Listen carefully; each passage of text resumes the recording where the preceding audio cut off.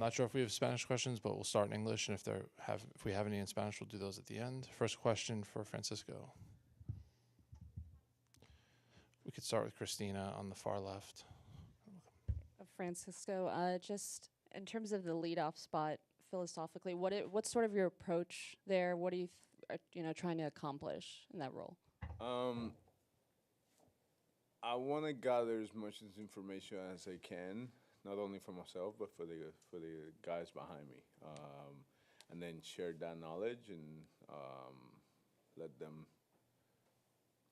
do whatever they got to do with it. Yeah, it could be information could be in one pitch or it could be in 10 pitches. And just playing off of that, I think after your home run yesterday, you said something to Vientos. Just how important is that aspect of it, especially for the younger guys? It's very important, and you guys seeing it right there, but then they do it to me. If there's a guy that I haven't faced, because he comes in for the middle of the lineup, they'll come up to me and tell me the same thing. Whether it's what the ball's moving, what we see, what we don't see, and how should we? If the conversation that we had about the attack plan, is it gonna work? There's so many different variables, whether it's sun, shadows. There's a lot. There's a lot of different variables that studying in film might not tell you what it's gonna be like in the moment. Tim, down here on the front right. What did you think of not being selected as a Gold Glove finalist? I thought that it's. Let me see how I can put this one. That I had a good defensive year, but I guess there's other players that had a better defensive year than me. And then that was it. At the end of the day, I'm trying to win a World Series. I'm trying to make it to the World Series and then win it. And I guess hopefully next year I get a chance at it again. That's what Mendy thought you would say. He's right. He knows his players. Go to Shy in the back on the left side. Thanks. Francisco, as a guy who's done some hitting third, hit second career, as well as a lot of leadoff, how do you look at the benefits that you can offer out of the leadoff spot in terms of getting your team started and getting extra at bats versus maybe the ability to do a bit more damage second, third with more runners on base and maybe drive in more runs there? My approach doesn't really change whether I'm hitting first, second, third, fourth, wherever in the lineup. Just because I'm leading off doesn't mean I'm gonna go slap the ball the other way, or bunt more, or take more pitches. Just because I'm hitting third doesn't mean I'm just gonna pull the ball more and hit more home runs. I am who I am, and I just take the same approach in every spot, every spot in the lineup, wherever I get put on. With that being said, there is a little bit more of a responsibility when you're leading off of you have to share a little bit more information because you are the first person that's facing the starter that day. And then it's the same thing with the stolen bases last year when they say, oh, there's a different rule now, you're going to run more. I'm probably taking the same amount of chances I've taken my whole career. I think my game is not going to really change that much.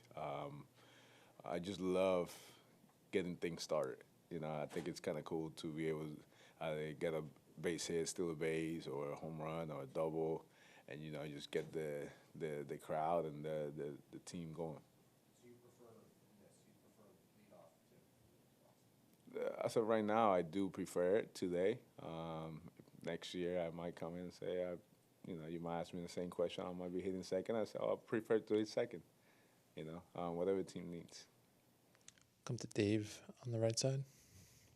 Francisco, we've seen a number of elite players that come to the playoffs and have a hard time performing, whether for whatever reason it might be. When you first hit the playoffs, you've done well ever since. Is there something, can you acknowledge that it's not just the same game as it is during the regular season, that it does take a little bit of a mental adjustment to be able to perform in October? Yeah, I can acknowledge it. It's not. It is the same game. There's more pressure. There's more. There's more stake. I guess that's kind of what I'm trying to figure out how to say. With that being said, every pitch matters a little bit more. Every swing matters a little bit more. Every at bat could be decisive whether you play a game tomorrow or not. So. Yes, you are focused. You study a little bit more in depth. You prepare a little bit different. I guess the same thing with the pitchers. They go through lineups and they say, this guy can't beat you. This guy, he will beat you if you throw him here. However they want to navigate the lineups, and there's different strategies that pitchers have throughout the regular year and then in the postseason. And I've been fortunate enough to have a lot of good hitters around me. So I think that's and coaches as well. So I think that success that I've had, it goes to them. It goes to the people that's around me and the people that's helping me prepare on a daily basis. I thank the Lord for helping me be able to contribute. In the postseason. There is a lot of pressure, and that pressure is a blessing in a way, because I've sat home at this time of year, and it sucks. So to be in this position right now, I think it's fantastic, it's fabulous, and being able to focus and study a little bit more and come in and be ready to perform. It's cool. With that being said, it's one of those where not every day you're going to have a good game, You just got to have the mentality of the guy behind you can also get it done. They're really good hitters as well. Let's go to Mike in the second row in the middle.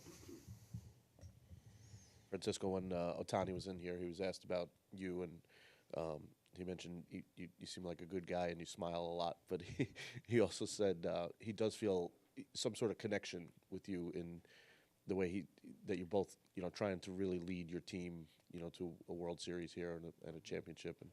And just wondering what you've played against him plenty, but what, aside from the obvious incredible talent and what he can do, what are some things you see about his game that player to player that you admire or that you notice? I admire his shoes. He's got cool cleats. I admire the ability to stay within himself. He's a guy that from day one has had a lot of pressure on him. I've been a lot of eyes and cameras on him, and his ability to stay within himself and to not get too big, and to stay the course.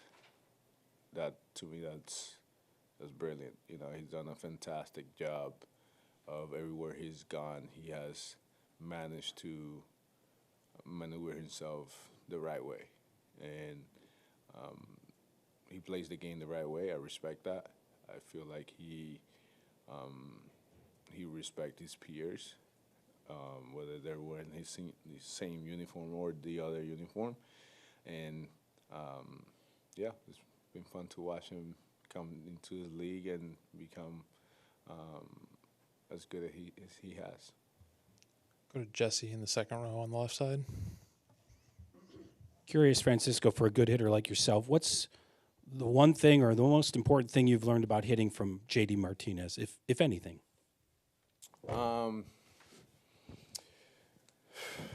JD has helped me a lot, but if there's one thing I can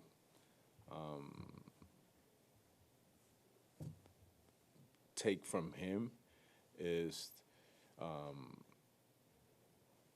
that there's principles to hitting, and if I've learned to look at my swing a little bit more because there, like he said, there's principles to hitting and there's things that you got to check, and if they're correct, you should be hitting. So I've appreciated the way he has gone about it this year, and he's been one of the best hitters in this decade. And he's extremely knowledgeable. So I respect him a lot. And yeah, he's a book of. He's got a lot of things when it comes to hitting, a lot of drills and stuff. So he's fantastic. You got one more for Francisco? All right, Francisco, thank you. We'll see you tomorrow. And that will conclude today's workout day press conferences. Once we have a schedule for tomorrow, we will circulate.